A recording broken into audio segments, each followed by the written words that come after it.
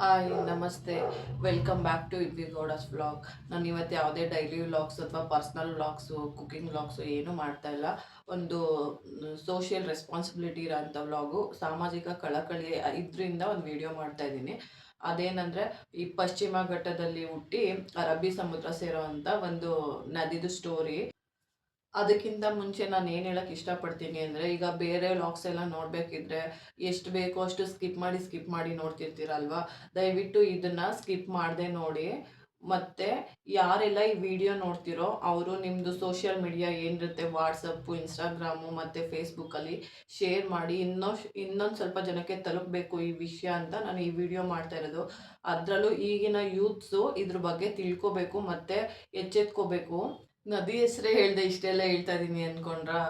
ಆ ನದಿ ಹೆಸರು ಅಘನಾಶಿನಿ ನದಿ ಅಂತ. ಆ ನದಿ ಸುತ್ತಮುತ್ತ 100 ಎಕರೆ ಅರಣ್ಯ ಪ್ರದೇಶಗಳಿದೆ. ಮತ್ತೆ ಅಲ್ಲಿ ಸಿಂಗ್ಲಿಕಗಳು ಅಂತ ಕೇಳಿದಿರಲ್ವಾ, ಈ ಕೋತಿ ಪ್ರಭೇದಕ್ಕೆ ಸೇರ್ಕೊಳ್ತವೆ ಅನ್ಸುತ್ತೆ ಅವು. ಅವು ಹೆಚ್ಚಾಗಿ ವಾಸ ಮಾಡೋ ಜಾಗ ಅದು. ಅದನ್ನ ಅಘನಾಶಿನಿ ಅರಣ್ಯ ಪ್ರದೇಶನ ಸಿಂಗ್ಲಿಕಗಳ ಸಂರಕ್ಷಣಾ ಅರಣ್ಯ ಪ್ರದೇಶ ಅಂತಾನೆ ಘೋಷಣೆ ಮಾಡಿದ್ದಾರೆ. ಹೀಗೆ ಈ 2 ಕಡೆ ಉಗಮ ಸ್ಥಾನ ಇದೆ ಅಂತ ಹೇಳ್ತಾರೆ. ಒಂದು ಉತ್ತರ ಕನ್ನಡ ಜಿಲ್ಲೆಯ ಶಿರ್ಸಿಯ ಶಂಕರಹೊಂಡ ಅಂತ ಒಂದು, ಮತ್ತೆ ಇನ್ನೊಂದು ಮಂಜುಗಣಿಯ ವೆಂಕಟರಮಣ ಸ್ವಾಮಿ ದೇವಸ್ಥಾನದ ಚಕ್ರತೀರ್ಥ, ಅದೊಂದು 2 ಉಗಮ ಸ್ಥಾನ ಇದೆ ಅಂತ ಹೇಳ್ತಾರೆ. ಅದ್ರ ಬಗ್ಗೆ ನನಗೂ ಕ್ಲಾರಿಟಿಯಾಗಿ ಗೊತ್ತಿಲ್ಲ. ಏನು ಅಂತ ಹೇಳೋಕ್ಕಿಂತ ಮುಂಚೆ ಆ ನದಿ ಬಗ್ಗೆ ಹೇಳ್ಬಿಡ್ತೀನಿ. ಇದು ಪಶ್ಚಿಮ ಘಟ್ಟದ ಹೃದಯ ಭಾಗದಲ್ಲಿ ಹುಟ್ಟಿ ಯಾವುದೇ ಕೃತಕ ಅಡೆತಡೆಗಳಿಲ್ಲದೆ, ಅಣೆಕಟ್ಟುಗಳಿಲ್ಲದೆ ಸ್ವಚ್ಛಂದವಾಗಿ ಸ್ವತಂತ್ರವಾಗಿ ಹರಿದು ಅರಬ್ಬಿ ಸಮುದ್ರ ಸೇರುತ್ತೆ. ಇದು ಅಲ್ಲಿಂದ ಅರಬ್ಬಿ ಸಮುದ್ರ ಸೇರೋ ತನಕ 124 ಕಿಲೋಮೀಟ್ರ್ ಹರಿಯುತ್ತೆ. ನದಿ ಹೆಸರೇ ಹೇಳ್ದೆ ಇಷ್ಟೆಲ್ಲ ಹೇಳ್ತಾ ಇದ್ದೀನಿ ಅನ್ಕೊಂಡ್ರ. ಆ ನದಿ ಹೆಸರು ಅಘನಾಶಿನಿ ನದಿ ಅಂತ. ಆ ನದಿ ಸುತ್ತಮುತ್ತ 100 ಎಕರೆ ಅರಣ್ಯ ಪ್ರದೇಶಗಳಿದೆ. ಮತ್ತೆ ಅಲ್ಲಿ ಸಿಂಗ್ಲಿಕಗಳು ಅಂತ ಕೇಳಿದಿರಲ್ವಾ, ಈ ಕೋತಿ ಪ್ರಭೇದಕ್ಕೆ ಸೇರ್ಕೊಳ್ತವೆ ಅನ್ಸುತ್ತೆ ಅವು. ಅವು ಹೆಚ್ಚಾಗಿ ವಾಸ ಮಾಡೋ ಜಾಗ ಅದು. ಅದನ್ನ ಅಘನಾಶಿನಿ ಅರಣ್ಯ ಪ್ರದೇಶನ ಸಿಂಗ್ಲಿಕಗಳ ಸಂರಕ್ಷಣಾ ಅರಣ್ಯ ಪ್ರದೇಶ ಅಂತಾನೆ ಘೋಷಣೆ ಮಾಡಿದ್ದಾರೆ. ಇವಾಗ ಮೇನ್ ಮ್ಯಾಟ್ರಿಗೆ ಬರೋಣ. ಏನಂದರೆ, ಅಘನಾಶಿನಿ ನದಿ ಇದೆಯಲ್ಲ, ಅದಕ್ಕೆ ಯಾವುದೇ ಅಣೆಕಟ್ಟುಗಳಿಲ್ಲ. ಸೊ ಅದಕ್ಕೆ ಇವ್ರು ಏನು ಮಾಡ್ತಾ ಇದ್ದಾರೆ ಅಂದರೆ, ಸರ್ಕಾರ ಅಘನೆ ಅಘ್ ಅಘನಾಶಿನಿ ನದಿ ಜೊತೆಗೆ ಅದ್ರ ಪ್ರೊನೌನ್ಸಿಯೇಷನ್ನೇ ಕಷ್ಟ ನೋಡಿ, ವೇದಾವತಿ ನದಿ, ಇವೆರಡನ್ನೂ ಜೋಡಣೆ ಮಾಡಿ ಒಂದು ಅಣೆಕಟ್ಟು ಕಟ್ಟಬೇಕು ಅಂತ ಡಿಸೈಡ್ ಮಾಡ್ಕೊಂಡಿದ್ದಾರೆ. ಓಕೆನಾ. ಅಣೆಕಟ್ಟು ಏನು ಮಾಡಬೇಕು ಅಂದರೆ, ಅಣೆಕಟ್ಟು ಕಟ್ಟಿ ಅಲ್ಲಿ ಸಂಗ್ರಹ ಆದಂಥ ನೀರನ್ನ ಚಿತ್ರದುರ್ಗದ್ದು ಒಂದು ಜಲಪಾತಕ್ಕೆ ಪಂಪ್ ಮಾಡಬೇಕು ಅನ್ನೋದು ಇವ್ರ ಯೋಜನೆ. ಅದರಿಂದ ಏನೇನು ಪ್ರಾಬ್ಲಮ್ ಆಗುತ್ತೆ ಅನ್ನೋದಕ್ಕಿಂತ ಮುಂಚೆ ಇವರು ಯಾವ ಥರ ಪ್ಲಾನ್ ಮಾಡ್ತಾ ಇದ್ದಾರೆ ಅಂತ ಹೇಳ್ತೀನಿ ಕೇಳಿ. ಇವರು ಉತ್ತರ ಕನ್ನಡ ಜಿಲ್ಲೆಯ ಸಿದ್ದಾಪುರ ತಾಲೂಕಿನ ಬಾಳೆಕೊಪ್ಪ ಇದ್ರ ಬಳಿ ಒಂದು ಬೃಹತ್ತಾದ ಅಣೆಕಟ್ಟನ್ನ ಕಟ್ಟಿ ಅಲ್ಲೊಂದು ಸ್ವಲ್ಪ TMC ನೀರು ಸಂಗ್ರಹ ಆಗುತ್ತಲ್ಲ, ಅದೊಂದಿಷ್ಟು ನನಗೆ ಎಕ್ಸಾಕ್ಟಾಗಿ ಗೊತ್ತಿಲ್ಲ, ಒಂದು 30-35 ಈ ಥರ TMC ನೀರನ್ನ 194 ಕಿಲೋಮೀಟ್ರ್ ಪೈಪ್ ಲೈನ್ ಮಾಡಿ ಚಿತ್ರದುರ್ಗ ಜಿಲ್ಲೆಯ ಹಿರಿಯೂರು ತಾಲೂಕಿನ ವಾಣಿ ವಿಲಾಸ ಜಲಪಾತಕ್ಕೆ ಆ ನೀರನ್ನ ಪಂಪ್ ಮಾಡಬೇಕು. ಮತ್ತು ಅಲ್ಲಿನ ಸುತ್ತಮುತ್ತ ರೈತರಿಗೆ, ಅದು ಬಯಲು ಸೀಮೆ ಆಗಿರೋದ್ರಿಂದ ಅಲ್ಲಿ ಸುತ್ತಮುತ್ತ ರೈತರಿಗೆ ಹೆಲ್ಪ್ ಮಾಡಬೇಕು ಅನ್ನೋದು ಇವ್ರದ್ದು ಸ್ಕೀಮು. ಓಕೆನಾ. ಅದು ಯಾವ್ದ್ರ ಮುಖಾಂತರ ಅಂದರೆ, ಗೋಲಿಮಕ್ಕಿ ಮತ್ತು ಆರ್ಸಿಘಟ್ಟ, ಸಿದ್ದಾಪುರ, ಸಾಗರ, ಶಿವಮೊಗ್ಗ, ತರೀಕೆರೆ, ಅಜ್ಜಂಪುರ ಇದ್ರ ಮುಖಾಂತರ ಹಿರಿಯೂರಿನ ವಾಣಿ ವಿಲಾಸ ಜಲಪಾತಕ್ಕೆ ಈ ನೀರು ಹೋಗುತ್ತೆ ಥ್ರೂ ಪೈಪ್ ಲೈನ್. ಓಕೆನಾ. ಈ ಪೈಪ್ ಲೈನ್ನ ಇವರು 600 ಎಕರೆ ಅರಣ್ಯ ಪ್ರದೇಶದ ಮಧ್ಯದಿಂದ ತೊಗೊಂಡೋಗ್ಬೇಕಂತ ಪ್ಲಾನ್ ಮಾಡ್ತಾ ಇದ್ದಾರೆ. ಅದರಿಂದ ಏನಾಗುತ್ತಂದರೆ, ಫಸ್ಟು ಅಲ್ಲಿ ಅಣೆಕಟ್ಟು ಕಟ್ಟೋದ್ರಿಂದ ಅಲ್ಲಿ ಸುತ್ತಮುತ್ತ ಏರಿಯಾದಲ್ಲಿ ಜಾಗದಲ್ಲಿ ಅಂತರ್ಜಲ ಮಟ್ಟ ಕುಸಿತ ಆಗುತ್ತೆ. ಓಕೆನಾ. ಮತ್ತು ಅಲ್ಲಿನ ರೈತರಿಗೆ ನಿಜವಾಗ್ಲೂ ತುಂಬಾ ಪ್ರಾಬ್ಲಮ್ ಆಗುತ್ತೆ. ಇನ್ನೊಂದು ಎಲ್ಲಿಗೋ ರೈತರಿಗೆ ಸಹಾಯ ಮಾಡೋಕ್ಕೆ ಹೋಗಿ ಇಲ್ಲಿರೋರ ಜೀವನ ಹಾಳು ಮಾಡ್ತಾ ಇದ್ದಾರೆ. ಇನ್ನೊಂದು ಅರಣ್ಯ ಪ್ರದೇಶದಲ್ಲಿ ತೊಗೊಂಡು ಹೋಗೋದ್ರಿಂದ ಎಷ್ಟು 106 ಎಕರೆ ಅರಣ್ಯ ಪ್ರದೇಶ ಹಾಳಾಗತ್ತೆ. ಲಕ್ಷಾಂತರ ಮರಗಳನ್ನ ಕಡಿಬೇಕಾಗತ್ತೆ. ಅಲ್ಲಿ ಎಷ್ಟೊಂದು ವನ್ಯಜೀವಿಗಳಿರುತ್ತಲ್ವಾ ಪಾಪ, ಅವೆಲ್ಲ ಎಲ್ಲೋಗ್ತವೆ, ಅದ್ರ ಜೀವನನೂ ಹಾಳಾಗತ್ತೆ. ಬರೀ ಕಾಡನ್ನ ಉಳಿಸಿ, ಪರಿಸರ ಉಳಿಸಿ, ಪ್ರಾಣಿ ಮೇಲೆ ದಯೆ ಇರಲಿ ಅಂತ ನಮ್ಮ ಸ್ಟೇಟಸಲ್ಲಿ ಬಸ್ಗಳ ಮೇಲೆಲ್ಲ ಬರ್ಕೊಂಡ್ರೆ ಆಗಲ್ಲ. ನಿಜವಾಗ್ಲೂ ಅದು ಕಾರ್ಯರೂಪದಲ್ಲಿ ಇದೆಯಾ, ಆ ಥರ ನಾವು ನಡ್ಕೊತಾ ಇದೀವ ಅಂತಲೂ ಯೋಚನೆ ಮಾಡಬೇಕು. ಈಗ ಅಲ್ಲಿ ಒಂದು ರೈತರನ್ನ ಅಂದರೆ ಅಲ್ಲೊಂದಿಷ್ಟು ರೈತರನ್ನ ಉಳ್ಸಕ್ಕೆ ಹೋಗಿ ಇಲ್ಲಿರೋ ರೈತರ ಜೀವನಕ್ಕೆ ಬೆಂಕಿ ಹಚ್ತಾ ಇದ್ದಾರೆ. ಅದ್ರ ಬದಲು ಇವಾಗ ಇಲ್ಲಿ ಅಣೆಕಟ್ಟು ಕಟ್ಟಿ ಮತ್ತೆ ಇದ್ರದ್ದು ನೈಸರ್ಗಿಕವಾಗಿರೋ ಸೌಂದರ್ಯನೂ ಹಾಳು ಮಾಡಿ ಅದಕ್ಕೆ 23,000 ಕೋಟಿಲಿ ಯೋಜನೆ ಮಾಡ್ತಾ ಇದ್ದಾರಂತೆ. ಅಷ್ಟು ದುಡ್ಡನ್ನು ವೆಚ್ಚ ಮಾಡಿ ಮಾಡೋದಕ್ಕಿಂತ ಪರ್ಯಾಯ ವ್ಯವಸ್ಥೆ ಏನಾದರೂ ಮಾಡ್ಬೋದಲ್ವಾ? ಒಬ್ರನ್ನ ಉಳ್ಸಕ್ಕೆ ಇನ್ನೊಬ್ರನ್ನ ಬೆಂಕಿಗೆ ತಳ್ಳೋದು ಎಷ್ಟು ಸರಿ? ಏನೇ ಆಗಲಿ ಪ್ರಕೃತಿನ ಉಳಿಸ್ಬೇಕು. ಅದರಿಂದ ಎಷ್ಟು 600 ಅಂದರೆ ನೂರಾರು ಎಕರೆ ಅರಣ್ಯ ಪ್ರದೇಶ ಹಾಳಾಗೋದು ಅಂದರೆ ಕಮ್ಮಿನಾ? ಈಗಲೇ ಇಷ್ಟಿದ್ದಿದ್ದು ಅರಣ್ಯ ಪ್ರದೇಶ ಇಷ್ಟಾಗಿದೆ. ನಮ್ಮ ಅಜ್ಜಿ ತಾತ ಅವರೆಲ್ಲ ನೂರಾರು ವರ್ಷ ಬದುಕ್ತಾ ಇದ್ರು. ನಮ್ಮ ಅಪ್ಪ ಅಮ್ಮ ಎಲ್ಲ ಮ್ಯಾಕ್ಸಿಮಮ್ 80 ವರ್ಷ ಬದುಕ್ತಾ ಇದ್ದಾರೆ. ನಾವಂತೂ 50ರಿಂದ 60 ವರ್ಷ ಮ್ಯಾಕ್ಸಿಮಮ್ಮು. ಇಷ್ಟಿರೋ ಕಾಡು ಇವಾಗ ಇಷ್ಟ ಆದರೆ ನಮ್ಮ ಮಕ್ಕಳು ಮತ್ತು ಫ್ಯೂಚರ್ ಎಲ್ಲ ಮೋಸ್ಟ್ಲಿ ಒಂದು 30 ಏಜ್ಗೆನೆ ಹೋಗ್ಬಿಡ್ತಾರೆ ಅನಿಸುತ್ತೆ.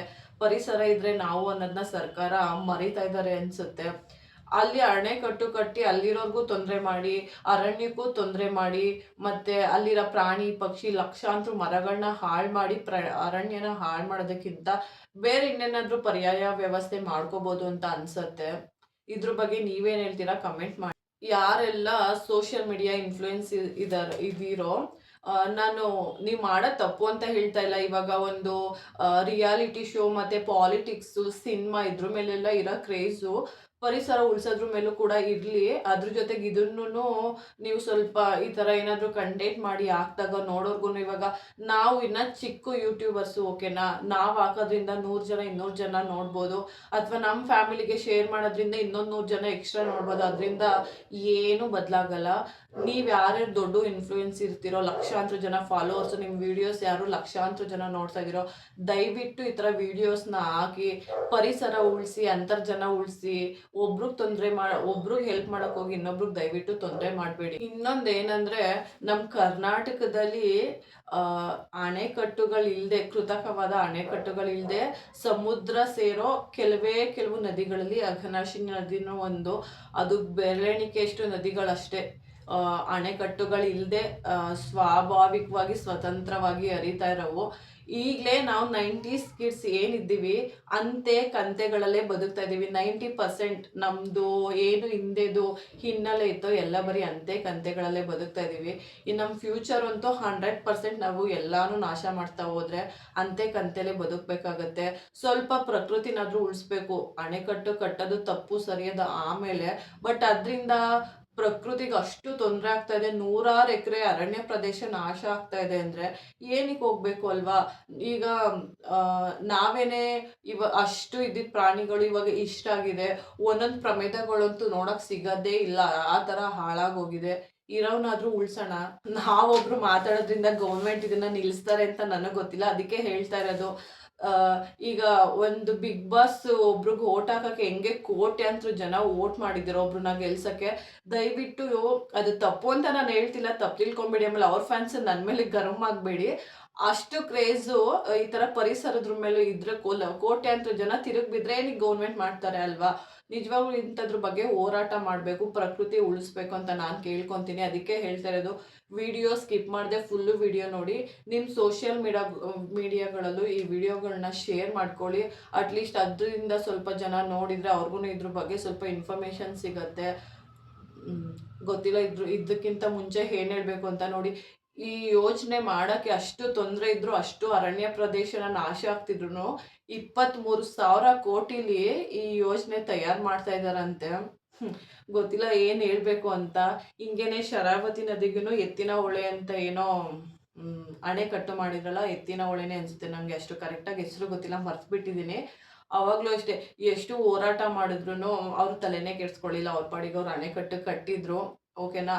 ಬಟ್ ಈ ಥರ ಆಗೋದು ಬೇಡ. ಇಲ್ಲಿ ಕಟ್ಟೋದ್ರಿಂದ ನಿಜವಾಗ್ಲೂ ನೂರಾರು ಎಕರೆ ಅರಣ್ಯ ಪ್ರದೇಶ ಹಾಳಾಗತ್ತೆ. ಲಕ್ಷಾಂತರ ಮರಗಳನ್ನ ಕಡಿಬೇಕಾಗಿರೋ ಪರಿಸ್ಥಿತಿ ಬರುತ್ತೆ. ಮತ್ತು ಎಷ್ಟೊಂದು ಪ್ರಾಣಿ ಸಂಕುಲಗಳು ನಾಶ ಆಗೋಗುತ್ತೆ. ಇದ್ರ ಬಗ್ಗೆ ಸ್ವಲ್ಪ ಯೂತ್ಸು ಸಾಮಾಜಿಕ ಕಳಕಳಿನ ಇಟ್ಕೊಳ್ಳಿ. ಮತ್ತು ಸ್ವಲ್ಪ ಶೇರ್ ಮಾಡಿ, ನಿಮಗೆ ಗೊತ್ತಿರೋರಿಗೆಲ್ಲ ನೋಡಲಿ, ಅವ್ರಿಗೂ ಇದ್ರ ಬಗ್ಗೆ ಸ್ವಲ್ಪ ಅರಿವು ಮೂಡಿಸಿ ಅಂತ ಹೇಳ್ತೀನಿ. Thank you for watching. ಹಾಗೆ ಇನ್ನೊಂದು, ನಾನು ಈ ನದಿ ಬಗ್ಗೆ ಸ್ವಲ್ಪ ಇನ್ಫಾರ್ಮೇಷನ್ ಕೊಟ್ಟಿದ್ದೀನಿ ಅಷ್ಟೇ, ಬೇಸಿಕ್ ಇನ್ಫಾರ್ಮೇಷನು. ಈ ನದಿಯಿಂದ ಬೇಜಾನ್ ಅಂದರೆ ಸ್ವಾಭಾವಿಕವಾಗಿ ಹರಿಯೋದ್ರಿಂದ ತುಂಬಾ ಜಲಪಾತಗಳು ಸೃಷ್ಟಿಯಾಗತ್ತೆ. ಅದ್ರ ಬಗ್ಗೆ ಏನಾದರೂ ಜಲಪಾತಗಳ ಬಗ್ಗೆ ಮತ್ತು ಅದ್ರ ವೈಶಿಷ್ಟ್ಯಗಳ ಬಗ್ಗೆ ಮತ್ತು ಈ ಸುತ್ತಮುತ್ತ ಇರೋ ಕಾಡುಗಳ ಬಗ್ಗೆ ಅದ್ರ ವೈಶಿಷ್ಟ್ಯಗಳ ಬಗ್ಗೆ ನಿಮ್ಗೇನಾದ್ರೂ ಇನ್ಫಾರ್ಮೇಷನ್ ಬೇಕು ಅಂದರೆ ಮತ್ತು ಈ ನದಿದು ವೈಶಿಷ್ಟ್ಯದ ಬಗ್ಗೆ ಏನಾದರೂ ಇನ್ಫಾರ್ಮೇಷನ್ ಬೇಕು ಅಂದರೆ ದಯವಿಟ್ಟು ಪ್ಲೀಸ್ ಕಮೆಂಟ್ ಮಾಡಿ. ನಾನು ನೆಕ್ಸ್ಟ್ ವಿಡಿಯೋ ಮಾಡಿ ಹಾಕ್ತೀನಿ. ಬಟ್ ಇನ್ನೊಂದೇನಂದರೆ ದಯವಿಟ್ಟು ಈ ವಿಡಿಯೋನ ಶೇರ್ ಮಾಡಿ ಆದಷ್ಟು. ಇದ್ರ ಬಗ್ಗೆ ಅವೇರ್ನೆಸ್ನ ಮೂಡಿಸಿ ಅಂತ ಕೇಳ್ಕೊಳಕ್ಕೆ ಇಷ್ಟಪಡ್ತೀನಿ. Thank you for watching. ಆ ನದಿದು ಸ್ವಲ್ಪ ಕ್ಲಿಪ್ಸು ಆ್ಯಡ್ ಮಾಡಿದ್ದೀನಿ, ಫೋಟೋಸು ನೋಡ್ಕೊಂಡು ಬನ್ನಿ ಹೆಂಗಿದೆ ಅಂತ.